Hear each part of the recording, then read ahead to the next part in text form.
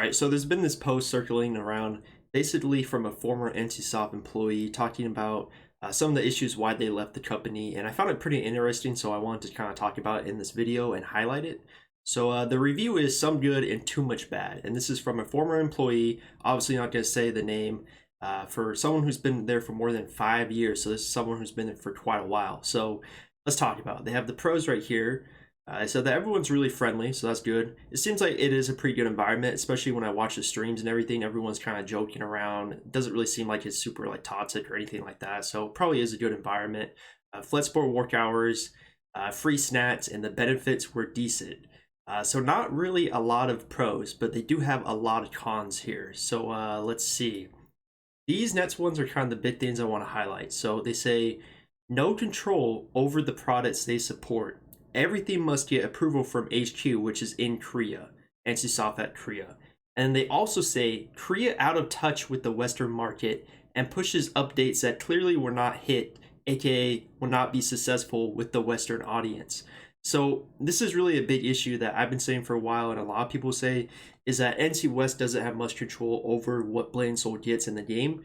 Everything has to get approval from Korea. So if they want to put in like a new update for Blade and Soul, make a really good event, or they want to make something account bound or something to make it a quality of life improvement for the game, they have to go through HQ and Korea. They have to email them, however they communicate with them, and get approval from them, which could take probably a couple of days just to get a response and everything. So this is a really long process and can be really draining. They also say uninformed decision making, unwillingness to push back against Korea. So this is another really big one. So let's say that Korea is pushing an update for NC West to put into the Western version of the game. It doesn't really seem like NC West is pushing back much. So let's say they know that this Korean update is not going to be good for the Western audience because obviously they're NC West. They know what we want, I would hope.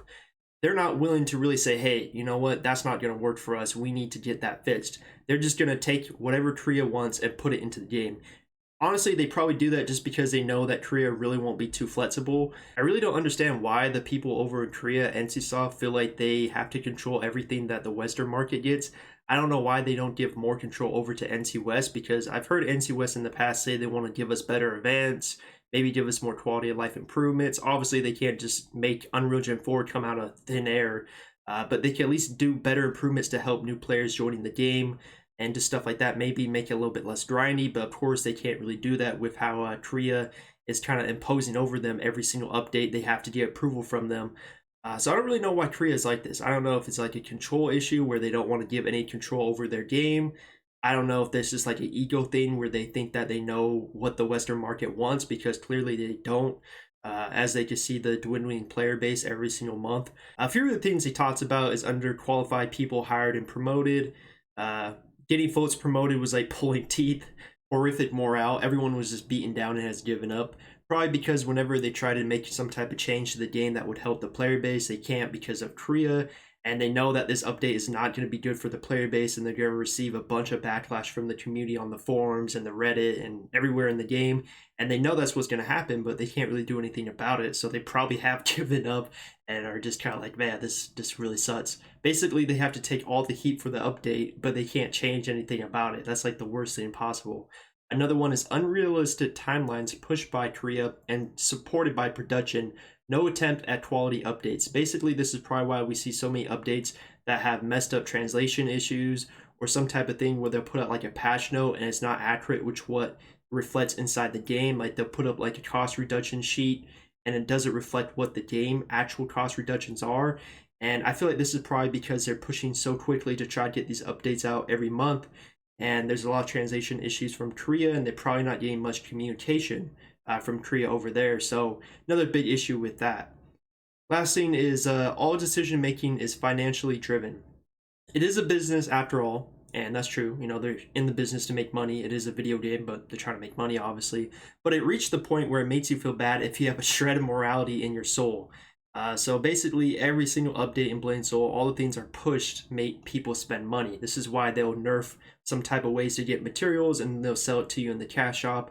There's a reason why there really isn't any good way to get gem powder. I mean, you can buy like one for what, like 20, 25 solar energy. It's like ridiculous. Like there's no good ways to farm for it efficiently. And guess what? They sell it in the daily deal and bundles like every single week.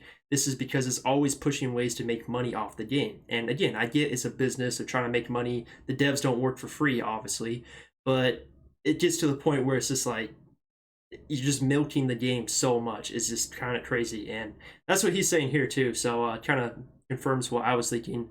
And yeah, little to no opportunity for growth, and some roles are definitely not paid market rate. So overall, NCSoft doesn't sound that great to work at, or at least the NC West version in California.